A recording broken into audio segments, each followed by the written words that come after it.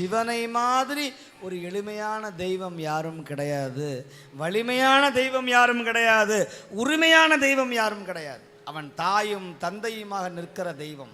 சிவனை வழிபட்டா காசு கிடைக்குமா? சந்தேகம். சிவனை வழிபட்டா பதவி கிடைக்குமா? சந்தேகம்.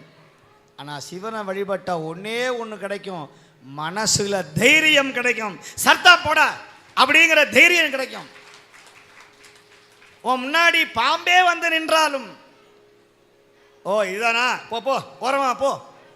கரப்பாம்பூச்சியை பார்த்து பயந்த நீங்கள் ஆரூர் பெருமானையும் அம்பலவான பெருமானையும் வழிபட வழிபட கருணாக பாம்பே வந்தாலும் அதற்கு பாலும் தேனும் வைத்து நகர்ந்து செல்ல சொல்வதை தவிர பயந்து ஓட மாட்டீர்கள். ஏன்?